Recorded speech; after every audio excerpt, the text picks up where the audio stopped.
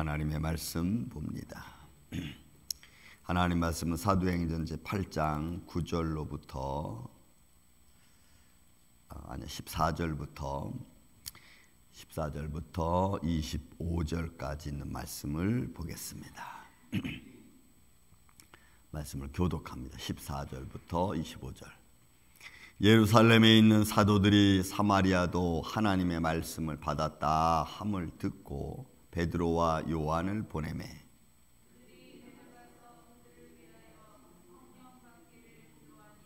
이는 아직 한 사람에게도 성령 내리신 일이 없고 오직 주 예수의 이름으로 세례만 받을 뿐이더라.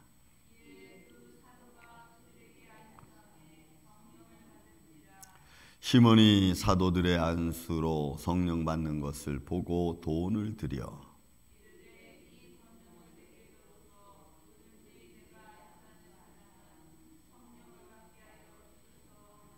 베드로가 이르되 내가 하나님의 선물을 돈 주고 산 줄로 생각하였으니 온 내 은과 내가 함께 망할지어다.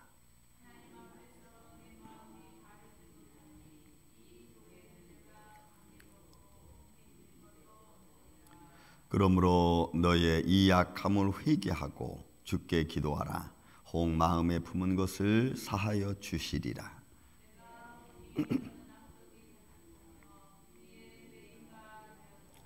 시몬이 대답하여 이르되 나를 위하여 주께 기도하여 말한 것이 하나도 내게 임하지 않게 하소서 하니라.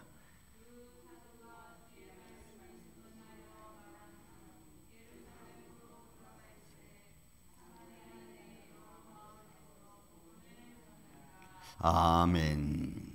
자, 시몬에 대한 이야기가 계속해서 증거되고 있습니다. 어제 말씀 보니까 마지막 13절에 시몬도 믿고 세례를 받은 후에 전심으로 빌립을 따라다니며 그 나타나는 표적과 큰 권능을 보고 놀랐다고 했습니다. 말씀 내용을 보면 마치 시몬이 회개한 것처럼 보이죠. 그러니까 믿고 세례를 받은 후라고 했으니까 아마 시몬도 어느 순간에 이게 진짜인가 보다 하고는 여러분 빌립을 따라다니면서 본문의 말씀처럼 전심을 하면 온 마음을 다해서입니다. 정말. 그러니까 이 순간에 지금 시몬은 너무나 놀랐고 자기가 하는 마술과는 게임도 되지 않는 이 놀라운 사건 앞에 아마 시몬도 자기 모든 걸 내려놓고 빌립을 따라다닌 것 같습니다. 자, 그런데 여러분 이 14절부터 25절까지 말씀 보면은 이 시몬에 대한 이야기를 통해서 우리에게 참 중요한 교훈을 주는 말씀이 아닐 수 없습니다. 자, 예루살렘에 있는 사도들이 사마리아도 하나님의 말씀을 받았다. 여러분 이 사마리아 지역은 722년에 여러분 아수르 왕국을 통해서 이미 이방화돼 버리고 말았습니다. 왜냐하면 이 아수 대왕이 이 사마리아에 사는 사람들과 또 다른 지역에 다마스쿠스 지역 다른 지역에 사는 사람들하고 한 20만 명을 이렇게 이주시켜 버리고 말았어요. 그러니까 사마리아 지역이 이방화되는 데는 굉장히 빨랐고 그렇게 된 사마리아 지역을 유대인들은 남유다 유대인들은 이방시해 버리고 말았습니다. 사마리아를 이방시해버린 그런 마음, 그 마음은 다른 지역에 있는 이방인보다 더 아주 안 좋게 생각을 했어요. 이유는 여러분 이스라엘 백성들 아닙니까? 하나님을 알던 백성들이 아니었습니까? 그런데 그들이 다른 민족과 섞여 살면서 완전히 하나님을 잃어버렸기 때문에 또 그렇게 해서 그들이 이 다른 나라 여인들과 또 남자들과 이렇게 다 합세를 함으로 말미암아 그야말로 진짜 하나님을 모르는 백성으로 된 그 상황을 남유다 백성들은 아주 지독히 싫어했습니다. 그래서 여러분 제자들이 사마리아 잘 가지도 않았고 예수님이 사마리아 갈 때도 그 경계를 하는 눈치도 보였잖아요. 또 수가성 여인 같은 경우에는 당신이 유대인인데 어떻게 나한테 말을 겁니까? 그러니까 말조차도 잘 유대인들과 사마리아 사람들은 하지 않을 정도였다는 것을 우리가 그 당시의 사회적 모습으로 알 수가 있죠. 그런 지역에 빌립이 갔고 그리고 빌립을 통해서 기적과 표적이 일어나고 또 그러면서 복음이 전파되었죠. 그런 과정 속에 이제 시몬이라는 마술하는 사람도 그 삭감을 보고 이거 뭔가 있다 이렇게 생각합니다. 뭔가 있다 하면서 아마 그 순간에 뭔가 있다라고 하는 마음으로 내가 그러려면은 내가 이 상태에서는 안 되니까 나도 믿고 세례를 받고 뭐 이런 마음이었겠죠. 왜냐하면 그 뒤에 나와 있는 상황들이 묘사되어지는 것이 있기 때문에 그렇습니다. 보십시오. 자, 행함을 보고 사마리아에서 하나님의 말씀이 받다함을 듣고 베드로와 요한을 보냈습니다. 예루살렘에서는 지금 사마리아 지역에 이러 있으니까 그걸 증명하고 그걸 확신시키기 위해서 베드로와 요한이 내려간 것입니다.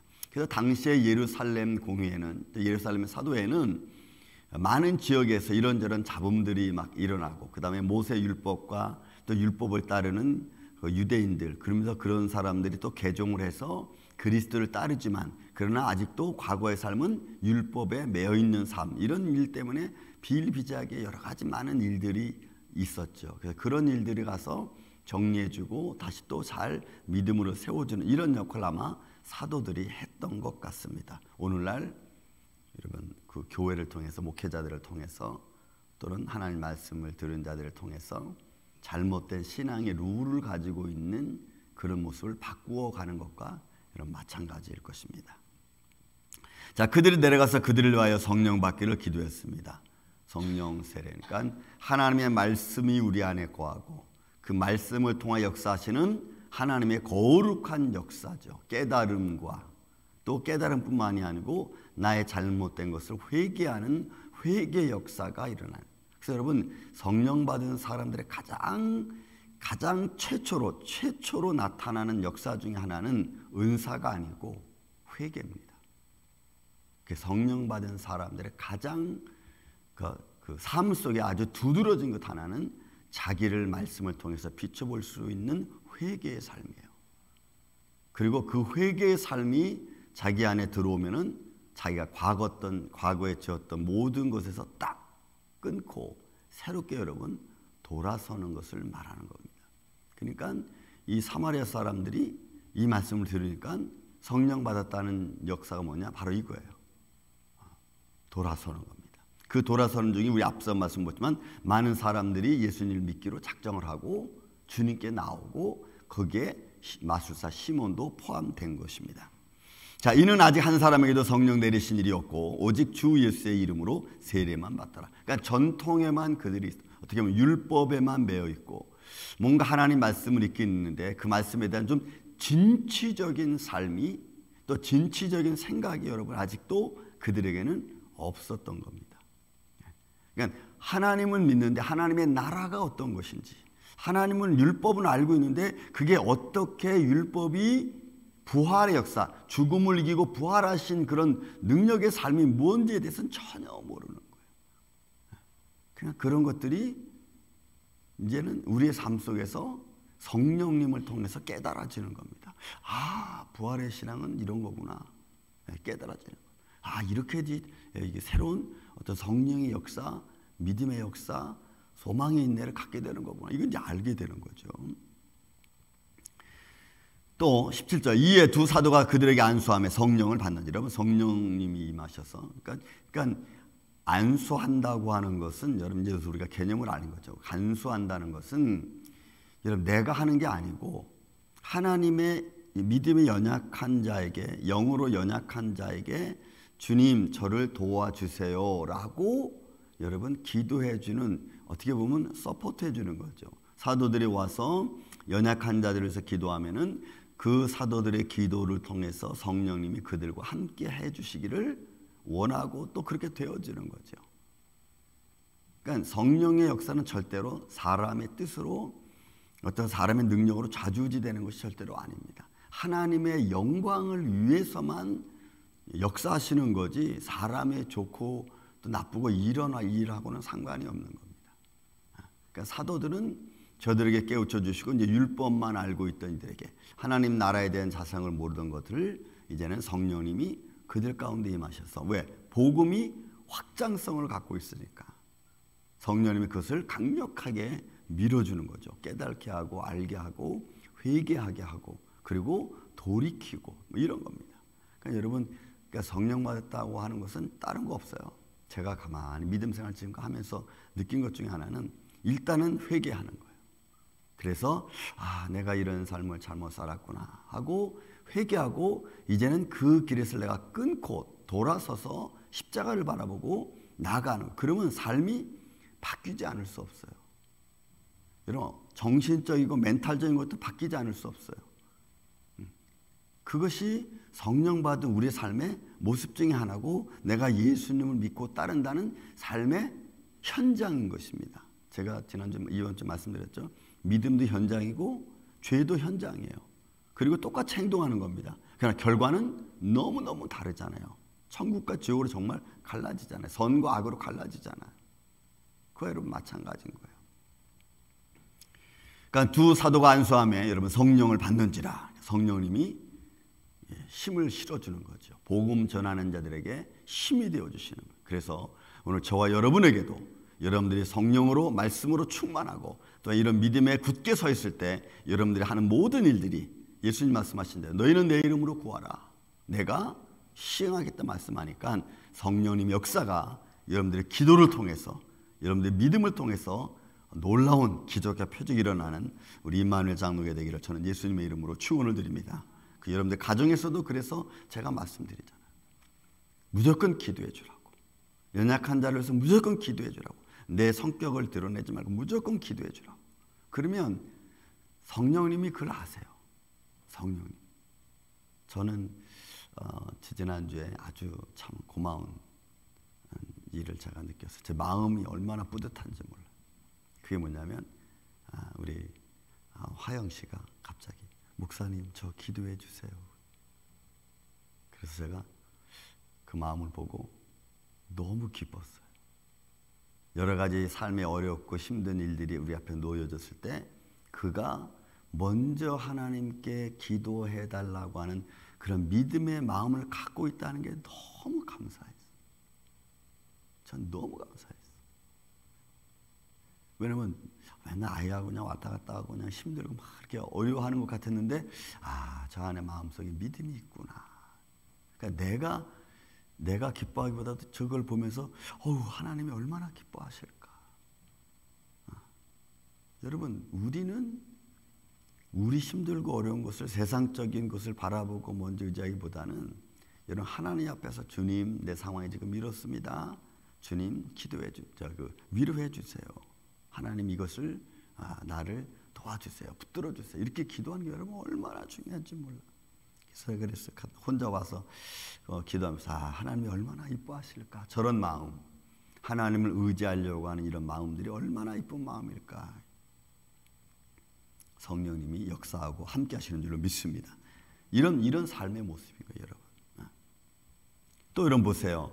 이 시대에 이 권능을 내게도 주어 누구든지 내가 안수하는 사람은 성령을 받게 하여 주소서 하니. 여러분들 시몬은 근데 이거를 보고 내가 이제 믿었고 그리고 내가 빌립을 따라서 내가 이제 회개하고 세례도 받고 전심을 따라다녔으니까 또 요한과 베드로가 와서 하는 걸 보니까 자기도 그걸 하고 싶은 거예요. 그래서 지금 이야기하는 겁니다. 본문에 있는 말씀처럼 이르되 이 권능을 내게도 주어.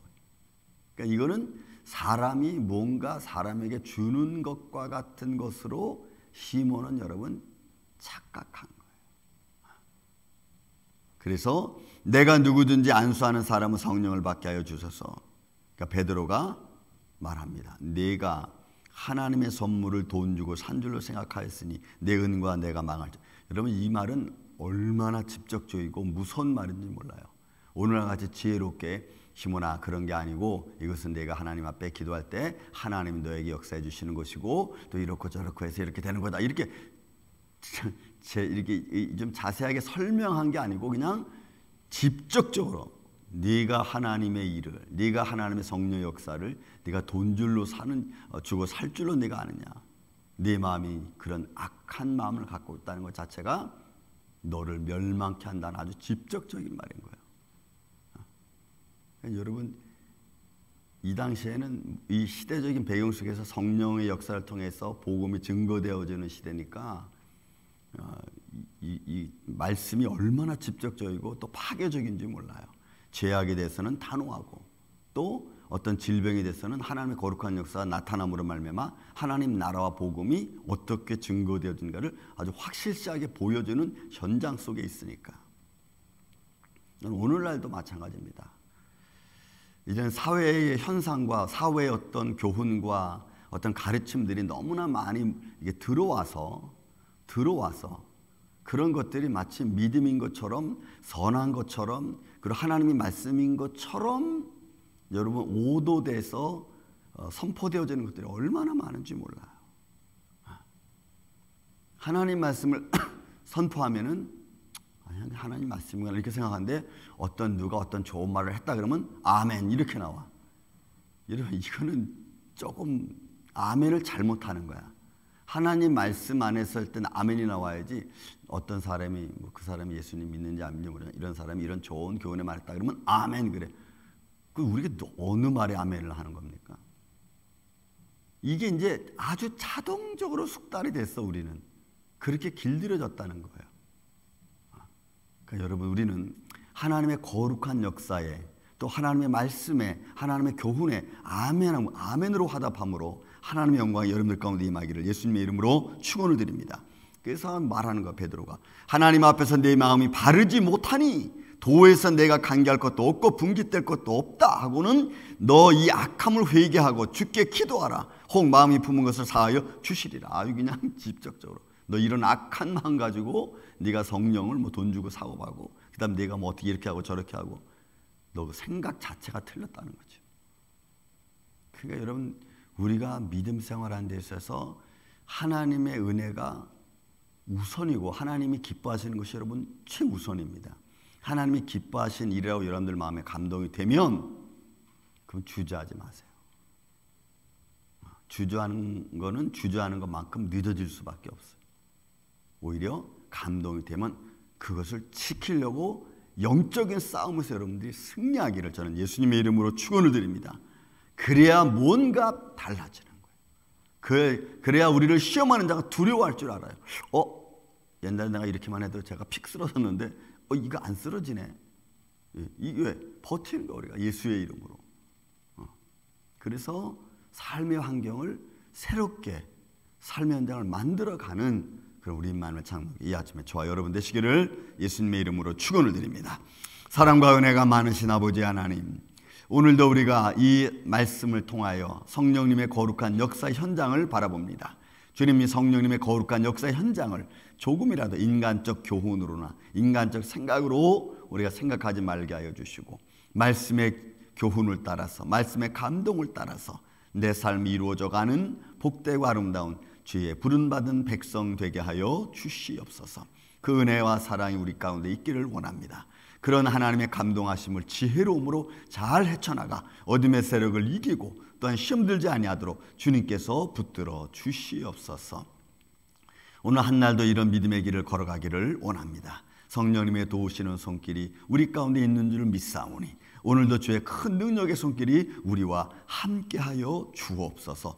더불어 아버지 하나님 우리의 삶 속에 이루어지는 하나님의 돕는 자들의 손길을 통하여 오늘도 하나님의 거룩한 역사가 우리 가운데 있음을 감사합니다. 돕는 자들에게 지혜와 명철과 은혜를 더하여 주셔서 아버지 하나님의 영광이 오늘 주 예수 그리스도 안에서 아름답게 열매 맺어가는 복된 하루 우리의 삶의 현장 되게 하여 주시옵기를 원하오며 사랑이 많으신 예수님의 이름으로 기도하옵나이다. 아멘.